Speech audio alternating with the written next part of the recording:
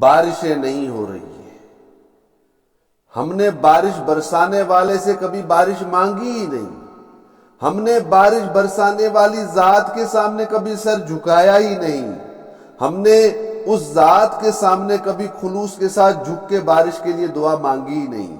مانگتے ہیں تو فیس بک پہ مانگتے ہیں، واٹس ایپ پہ مانگتے ہیں، واٹس ایپ کی سٹوری میں لگاتے ہیں، فیس بک کی سٹوری میں لگاتے ہیں کہ اللہ بارش برسا، لیکن جہاں مانگنے کا مقام ہے، لیکن جہاں مانگنے کی جگہ ہے وہاں نہیں مانگتے۔ ہم کبھی اللہ سے باوضو ہو کر ملتے ہی نہیں ہیں، ملاقات ہی نہیں کرتے، وہاں سجدے میں کبھی دعا کی ہی نہیں، تو بارش کہاں سے ہوگی؟ اگر کبھی ہو بھی جاتی ہے،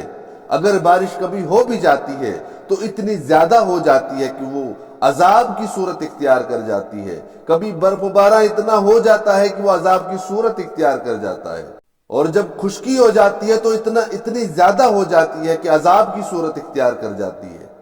ہمیں اللہ سے ہر عذاب سے پناہ مانگنی چاہیے، ہمیں اللہ کے سامنے سر جھکا کے اللہ سے مانگنا چاہیے کہ اللہ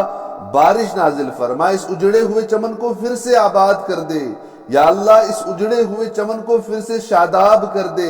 اس اجڑے ہوئے چمن میں یا رب کریم پھر سے بہاریں واپس لوٹا دے۔ اے اللہ ہمارا ترس کھا، اے اللہ ان جانوروں کا ترس کھا، اے اللہ ان پرندوں چرندوں کا ترس کھا لے، یا اللہ ہم سب پہ رحم فرما،